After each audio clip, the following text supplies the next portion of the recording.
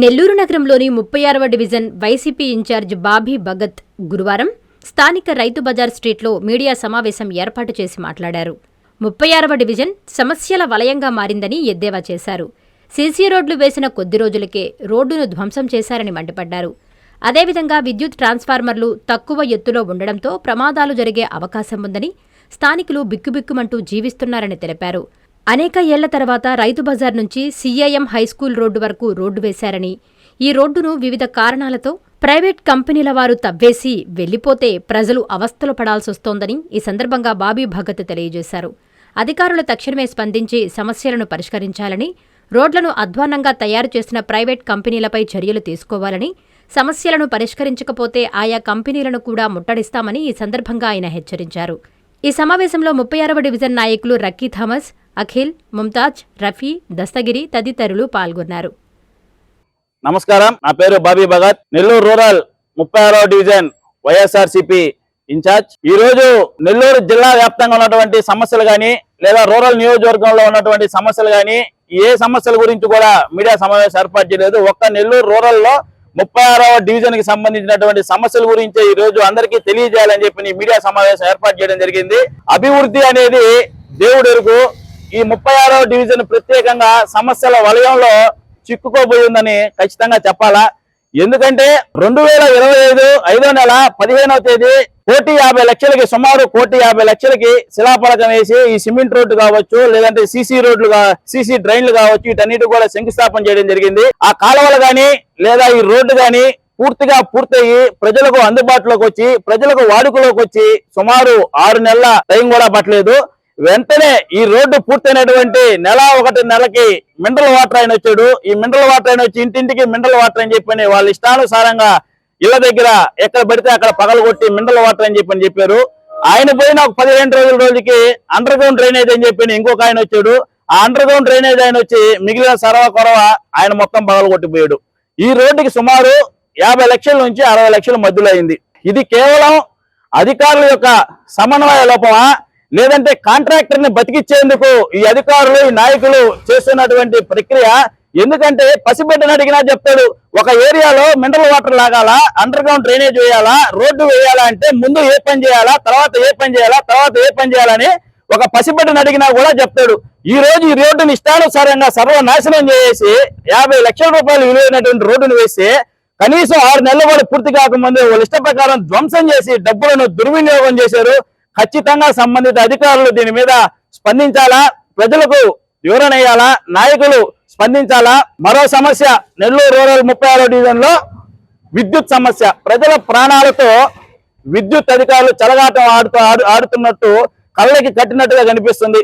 మన MGB mall దగ్గర నుంచి ఇటు ఎర్రయ్య వైఎస్ఆర్ బొమ్మ వరకు ఈ డివిజన్ పరిధి. ఈ డివిజన్ పరిధిలో ప్రతి దగ్గర కూడా ట్రాన్స్ఫార్మర్స్ అనేది రోడ్డు మీద రోడ్డు వేసి ఆ ట్రాన్స్ఫారం నేలకి 2 అడుగులు, 3 అడుగులు, 4 అడుగులు ఎత్తులో ట్రాన్స్ఫారంలు పసిపిల్లవాడు ఆడుకుంటూ చెయ్యెత్తితే ఆ పిల్లోడికి తగిలేటటువంటి ప్రమాదకరం ఎత్తులో ఉన్నాయి. ఎక్కడ కూడా అధికారులు వర్షాకాలం వస్తుంది, కనీసం పిల్లకాయలు ఆడుకుంటుంటారు, తెలుసో తెలియకో ఆ విద్యుత్ తీగలని పట్టుకున్నా, లేదు ప్రమాదవశాత్తు వాటి మీద పడినా ప్రాణాలు పోయేటటువంటి ప్రమాదం ఉంది. కాబట్టి విద్యుత్ అధికారులు కూడా ఖచ్చితంగా వాటికి శాశ్వత పరిష్కారం చూపించి ప్రతి ట్రాన్స్ఫార్మర్ను కూడా దిమ్మెలు లేపి వాటిని పైకి ఎత్తి ప్రతి ఒక్క కరెంటు తీగను కూడా పిల్లలకు అందకుండా భద్రత కల్పించాల్సిన బాధ్యత అధికారులకు ఉంది.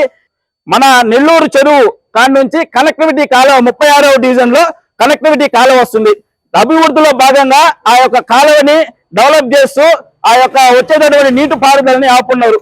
ఈ ఆపిన కారణంగా ఈ డివిజన్ లో వెళ్ళేటటువంటి కాలువ మొత్తం కూడా చెత్త చెదారంతో పేరుకోబోయి దోమలు అధికంగా ఈ కనీసం నెలకు ఒకసారన్నా పిచికారీ చేద్దామే, దోమల మందు కొడదామే, లేదంటే ఆయిల్ బాల్స్ చేద్దామే అని కూడా ఎక్కడా లేకుండా దోమల బెడదతో ప్రజలు అనేక ఇబ్బందులు పడుతున్నారు.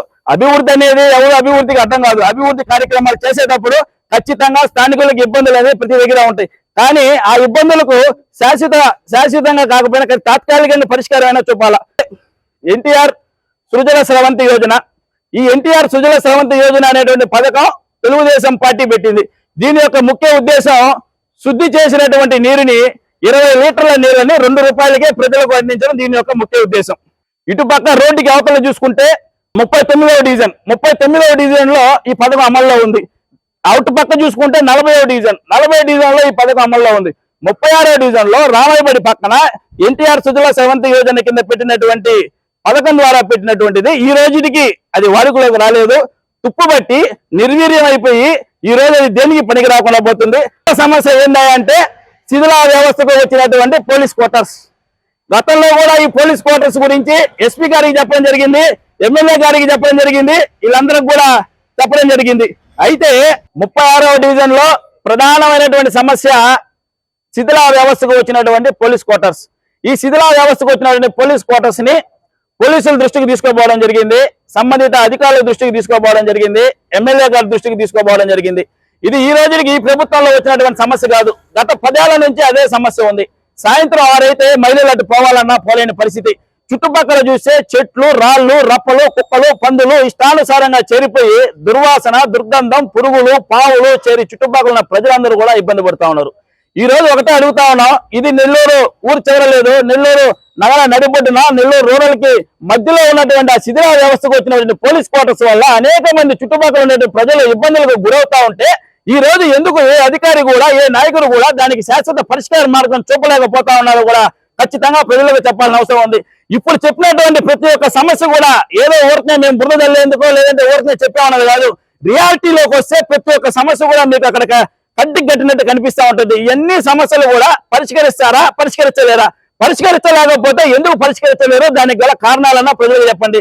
లేదు పరిష్కరించే పని అయితే ఎప్పుడు లోపల పరిష్కరిస్తారన్న ప్రజలకు చెప్పాల్సినటువంటి బాధ్యత మీ మీద ఉందని చెప్పి తెలియజేసుకుంటూ ఈ యొక్క సమస్యల మీద ఖచ్చితంగా మీరు కానీ స్పందించకపోతే, ఈ సమస్యలను పరిష్కార మార్గం చూపకపోతే ఖచ్చితంగా సంబంధిత విద్యుత్ కావచ్చు, పారిశుద్ధ్యం కావచ్చు, పోలీస్ కావచ్చు, రెవెన్యూ ఏదైతే సమస్య అయితే ఉందో ఆ సంబంధిత కార్యాలయాలను కూడా మేము ముట్టడిస్తామని చెప్పి ఈ ముఖంగా తెలియజేస్తూ Vishwasai NEET medical academy.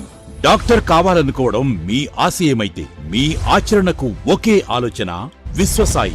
Neat లో సీటే మీ లక్ష్యమైతే ఆ లక్ష్యాన్ని ఛేదించగలిగే ఒకే ఒక్క చోటు విశ్వసాయి.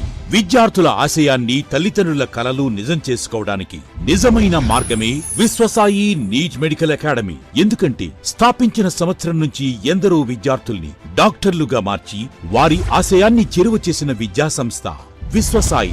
అనతి కాలంలోనే 1200కు పైగా మెడికల్ సీట్లు సాధించిన విశ్వసాయి చరిత్ర ఒక ఘనత. అపార అనుభవజ్ఞులైన డైరెక్టర్స్, అత్యుత్తమమైన ఫ్యాకల్టీ, అత్యున్నత ప్రమాణాలతో కూడిన విద్యాబోధన, ప్రణాళికాబద్ధమైన స్టడీ మెటీరియల్స్, ఎటువంటి ఒత్తిడి లేకుండా స్ట్రెస్ ఫ్రీ ఎడ్యుకేషన్ అందిస్తున్న సంస్థ విశ్వసాయి నీట్ మెడికల్ అకాడమీ. అందుకే నీట్ లో సీట్ సాధించాలంటే the one and only choice Viswasai NEET medical academy.